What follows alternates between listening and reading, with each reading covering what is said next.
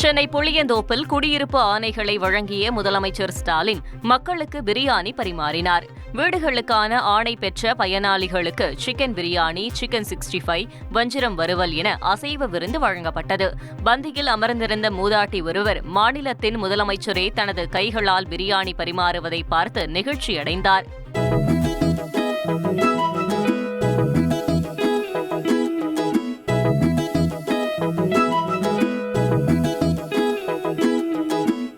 திருச்சி மாவட்டம் சூரியூரில் 3 கோடி மதிப்பில் 5 ஏக்கர் பரப்பளவில் ஜல்லிக்கட்டு மைதானம் அமைக்க துணை முதலமைச்சர் உதயநிதி ஸ்டாலின் அடிக்கல் நாட்டினார். பின்னர் செய்தியாளர்களிடம் பேசிய அவர், இந்த ஆண்டு இறுதிக்குள் பணிகள் முடிந்து ஜல்லிக்கட்டு மைதானம் திறக்கப்படும் என உறுதியளித்தார்.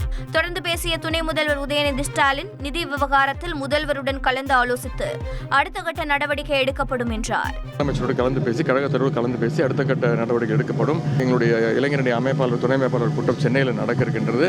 அதுலேயும் இது பற்றி விவாதிக்க இருக்கின்றோம். தலைவரோட பேசி அடுத்த கட்ட நடவடிக்கை பட்ஜெட்லையும் நம்மளை பற்றி பேச மாட்டேங்கிறாங்க. யூனியன் பட்ஜெட்டில் தமிழ்நாட்டுக்கு எந்த திட்டமும் இல்லை. SDRF ஃபண்ட்லேருந்து தான் ரிலீஸ் பண்ணியிருக்கிறாங்க. மீண்டும் வலியுறுத்தி கேட்டிருக்கிறோம். தமிழ்நாடு வஞ்சிக்கப்பட்டிருக்கிறது. தமிழ்நாட்டு மக்களை பார்த்துக்கிட்டு இருக்காங்க. தமிழ்நாடு தமிழ் தாத்தா உவே சாமிநாத ஐயரின் 171வது பிறந்த நாளை ஒட்டி சென்னை மாநில கல்லூரி வளாகத்தில் உள்ள அவரது திருவுருவச் சிலையின் கீழ் வைக்கப்பட்டிருந்த உருவப்படத்திற்கு அமைச்சர்கள் தங்கம் தென்னரசு, மூபே சாமிநாதன் உள்ளிட்டோர் மலர் தூவி மரியாதை செலுத்தினர்.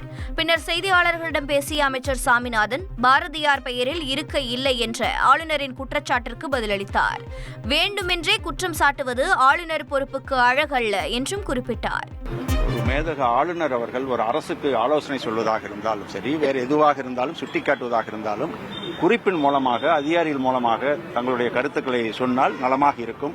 இது வேண்டுமென்றே ஒரு குற்றச்சாட்டு சொல்வது போல் தான் அமைகிறத ஒழிய இது ஒரு மேதக ஆளுநருடைய பொறுப்புக்கு அழகல்ல. செய்திகளை உடனுக்குடன் தெரிந்து கொள்ள உடனே சப்ஸ்கிரைப் பண்ணுங்க.